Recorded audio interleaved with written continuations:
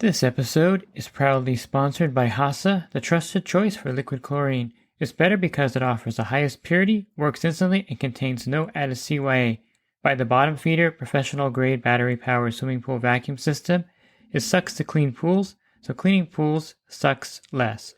Get $100 off the bottom feeder with code DVB100. Skimmer, trusted by over 30,000 pool service professionals across North America. Skimmer software helps you save time, grow revenue, and boost your 5-star reviews. Whether you're just starting out or expanding your team, Skimmer's easy-to-use tools and expert support have you covered. Upgrade your business in 2025 with Skimmer. Try Skimmer for 30 days for free at getskimmer.com/poolguy. The Pool Guy Podcast Show. The Pool Guy Podcast Show. The Pool Guy Podcast Show.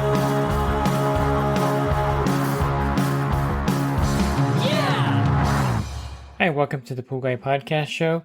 In this episode, I'm going to go over some things that if you can do or can't do at your pool, I'm going to call this Can You? And this is kind of a tongue-in-cheek title, I guess. It's not the greatest title, but Can You is what I'm going to go over. So can you do certain things?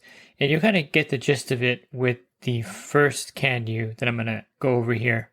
Join my coaching program and take your pool service to the next level. Connect with other pool pros in your area, gain valuable knowledge, and transform your business with personalized one-on-one advice from me. With over 36 years of experience, I'm here to help you succeed like never before.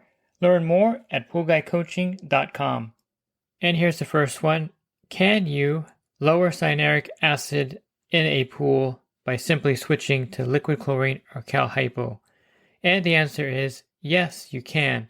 Of course, I'll have to unpack this because this is a podcast and of course it has to be a certain length here. Otherwise, it'll be a minute long if I just say, yes, you can. But there are a few caveats to this that you have to be aware of. It just really depends on how high the cyanuric acid level is, how much time you have, and if you're able to add the liquid chlorine or cal hypo to the pool, during the week at a sustainable level. Now, this is something that's harder for you if you have a pool service company because they're there once a week, and the reason why the cyanuric acid level may be elevated so high is that you've been using trichlor tablets, or the pool service has been using trichlor tablets, and this is what we call a stabilized chlorine. So that means that it's adding cyanuric acid to the pool water, and this will increase the level of cyanuric acid in the water. And there's a lot of things that are concerning about a high cyanuric acid level in a pool, and I have several podcasts that cover that, but basically it makes the chlorine less effective and you need a higher free chlorine level in the pool, which is kind of one of those things that will eventually be problematic because you have to keep adding more and more chlorine to the pool to make it effective, since cyanuric acid is making it less effective. So let's just say, for example, the cyanuric acid level is at 150 parts per million. So you stop using trichlor tablets, or even if you're using dichlor that has cyanuric acid in it as well. So you don't want to use dichlor as your sanitizer going forward because you're still adding cyanuric acid. You have to either use cal hypo or liquid chlorine, which has no cyanuric acid or no stabilizer in it. So how long will it take you to get down below 100 parts per million? Well, it's just one of those things where it's hard to say. You have some evaporation and you're adding fresh water, but the cyanuric acid doesn't evaporate out. But you're not adding any more cyanuric acid to the pool at that point with the liquid chlorine or cal hypo. So just by default, over time, it should drop down to a pretty acceptable level. Now, how long will it take? Maybe it'll take a whole season into next season. You go through the winter for that to take effect. If you don't want to drain any water out and just switch to your sanitizer, the cyanuric acid level will eventually drop down in most cases just by the fact you're not adding any more cyanuric acid to the pool. It does have a way of just kind of naturally being diluted with, rain. If you have if you're in an area where you get a lot of rainwater. So like parts of Florida, they never really have to worry too much about cyanuric acid levels. Maybe parts of Texas where you get 30 inches of rain a year, it's going to dilute the water pretty good. and kind of wash out some of that cyanuric acid just by the fact that the water is leaving the pool. A lot of times here, when we have a big rainstorm, even my pool will lose water because it'll actually leave the pool through the skimmer lid. The skimmer lid has two little holes on top, and the water will actually leave through there into my drain because I get so much water that it fills the pool up up to the coping line. So this is a way to dilute it kind of, with just letting it go through the season and using cal hypo or liquid chlorine. So it can be done, it just takes a longer period of time. A partial drain will accelerate it. So if you drain 2 feet of water and then switch to liquid and cal hypo, you're definitely going to be at a lower cyanuric acid level faster. I would recommend a partial drain if the cyanuric acid level is like at 200 or 250. Again, it's hard to get an accurate reading over 100, but let's say you kind of get a 200 parts per million reading by maybe doing a dilution test.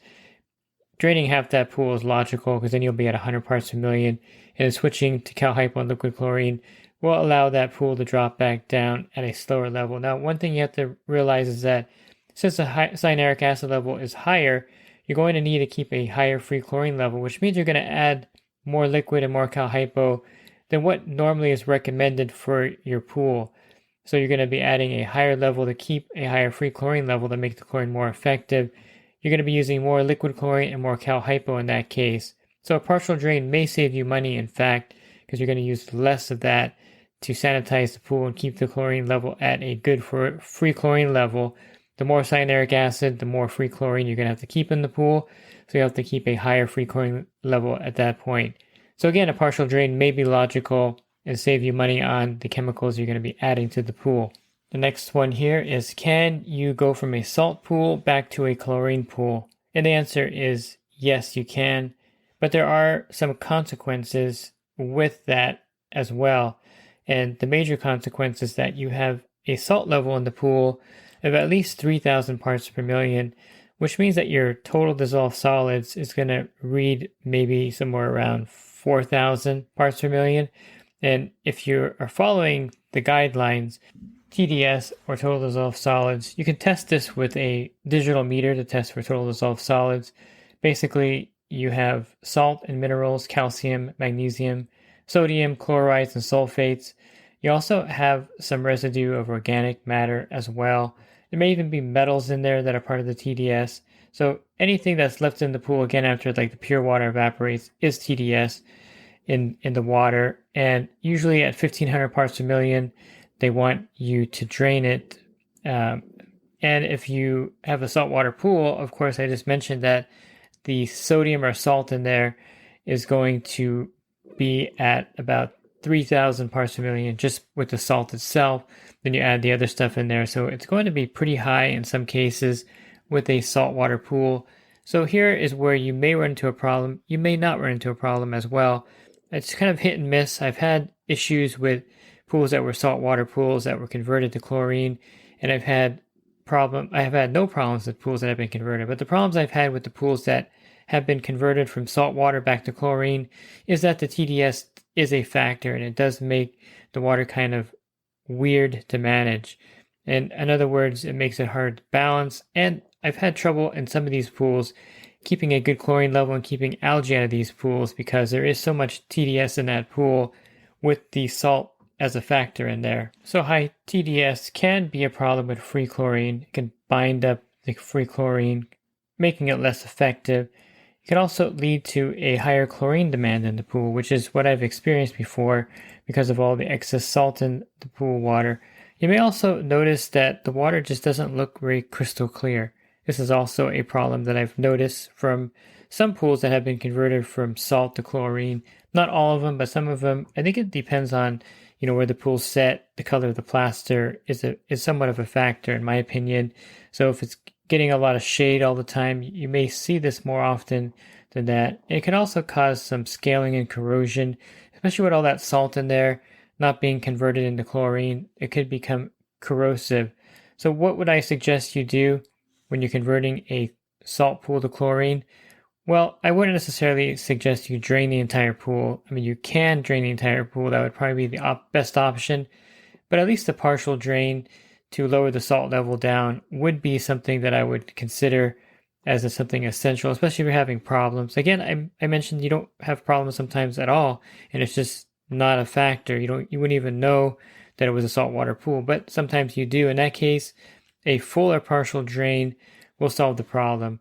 So before the customer tells you, well, I don't want to replace my saltwater cell, I just want to go back to chlorine, explain to him these potential problems and explain that he may need to partially drain the pool to lower the salt down, or he may need to drain the pool entirely and start over again if he wants to go to a chlorine pool. And the cost of that may be something that makes him decide to go with a new salt cell and keep that pool a saltwater pool. So you can, but there are circumstances that could cause problems with converting a salt pool to a chlorine pool. Can I replace my DE filter with a cartridge filter? And the answer is, of course you can.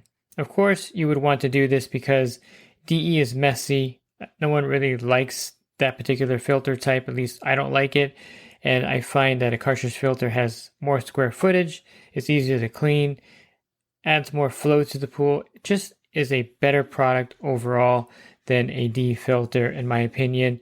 And can you swap out a DE filter with a cartridge filter? It's pretty easy. However, this is the one thing that you have to be aware of. The inlet and outlet are actually opposite a DE filter from the cartridge filter.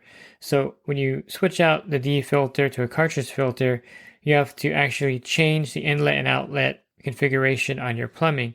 So it's not simply unscrewing the unions. Let's say you had a Pentair FNS Plus filter and you want to replace it with a Pentair 420 square foot Clean and Clear Plus filter. Well, actually, the inlet and outlet, the two inlets and outlet are actually in the same location on both the DE and cartridge filters, but the inlet and outlet are reversed. So you have to make sure that you don't just swap out the filter by not replumbing it, but by taking out the unions and putting the filter in. It's not going to work that way. I've run into situations where they've done this before. They've taken a DE filter out, put a cartridge filter in, but they did not reverse the plumbing, or redo the plumbing, I should say, to put the inlet and outlet in the correct location for the cartridge and DE filter. And the cartridge filter acts kind of weird when this happens. You only get about half the cartridges up with dirt. The top of it usually is clean, and the pool does not function well. You're going to have all kinds of problems with algae, water quality, and this is something that you have to be aware of. It's not going to work long term having the inlet and outlet reversed. It could also destroy the cartridges with the water pressure. I've seen this as well. So there are some pretty bad consequences if you put a DE filter in. Actually, if you put a cartridge filter in after cutting out the DE filter and don't reverse the inlet and outlet to match the cartridge filter from the DE filter. Now, the backwash valve should be removed as well. There's no need to have it there because backwashing it could damage the cartridge filter as well. So if you're going to remove the DE filter and there's a push-pull piston, remove that as well. Remove the multi-port valve, and that way you have the DE filter plumbed. You have the cartridge filter, plumbed directly in, and you don't have the backwash valve still on there. Pentair's done a really great job of this on their filters. They try to market as clear as possible. So on a cartridge filter, the outlet is on the bottom and the inlet is on the top, much like a sand filter. A sand filter is really easy to swap with a cartridge. The DE filter, the inlet is on the bottom and the outlet is on the top. So there's really not a lot of science or engineering that you have to do to think about this. You just look for where the pump is coming into the filter, and in the DE filter, it'll be coming into the bottom of the filter. You'll take that pipe and put it on the top of the cartridge filter inlet, and then you'll take the outlet, which is coming out on the top of the DE filter, and put it on the bottom of the cartridge filter. And there you go. You've swapped out a DE filter with a cartridge filter. Can you just get a variable speed motor and put it on the back of an existing pump? And the answer to that is yes, you can. If the wet end of the pump is still fine and functional, you can buy a aftermarket variable speed motor. You can get a Nidec or Century. There's other off-brands as well that make just the VS end of it. And you can save a lot of money by doing, actually, that particular motor is maybe half price or even 1/3 of the price of a full VS pump. It also saves you time because you're not replumbing the system. You're just removing the old single speed motor and putting on the VS motor, either a square flange or a round flange, depending on the particular pump you have. So you have to find out which one you have, a square or round flange, and then you can put the VS motor on the back of that, and you'd have a variable speed pump. However, the problem you may run into is that these Century motors, VS motors, or the Nidec ones, just aren't as good as putting in maybe a Pentair Whisper Flow VS or a Super Flow VS or a Jandy Flow Pro VS. It's just not going to be as good as that. Number one, you're using the old wet end, and so you're going to sacrifice maybe some flow, some power. You're also going to realize that the control module or drive on these aftermarket VS motors aren't nearly as good as the ones that come on a pump like a Pentair, Hayward, or Jandy pump. So I'm going to say you're sacrificing some quality for convenience and for cost. Of course, if it's up to you, if you think it's okay to do that, or your customer, to sacrifice some quality for convenience and cost, because there's no way to say that a Nidec VS motor is as good as a Jandy, brand new Jandy VS Flow Pro. You're getting a brand new wet end, you're getting everything new, and that may be a factor. So if the pump is like 10 or 12 years old, I definitely would say cut that out, put a new VS pump in. Don't even bother trying to put just the VS motor on the back, because the wet end is just too old and it's going to give you problems later. And it's not something that you would want to really sell to all your customers. It's something that you would want to sell to certain customers that maybe are on a budget. They want to change to a VS pump, but they don't want to pay for the full, change to a Pentair, Hayward, or Jandy full VS pump with the wet end and motor attached to it already. So yes, you can do it, but they're not going to be the same quality. It's going to save you time. It's going to be easier, but you are sacrificing something with just a VS motor on the back of a pump or an old existing pump, and not getting a brand new VS pump, the whole complete unit. If you're looking for other podcasts that I've recorded, you can find those on my website, swimmingforlearning.com. Just click on the podcast icon. That'll take you to a drop-down menu of over 1,600 podcasts that I have available for you. In the coaching program that I offer, you can learn more at poolguycoaching.com. Thanks for listening to this podcast. Have a great rest of your week, and God bless. This episode is brought to you by HASA, providing products that deliver clean, healthy water for every aspect of everyday life. The bottom feeder battery-powered vacuum system, portable, powerful, and only weighs 12 pounds. And Skimmer. Get Skimmer, America's #1 pool service software. Podcast listeners can try Skimmer for free at getskimmer.com/poolguy.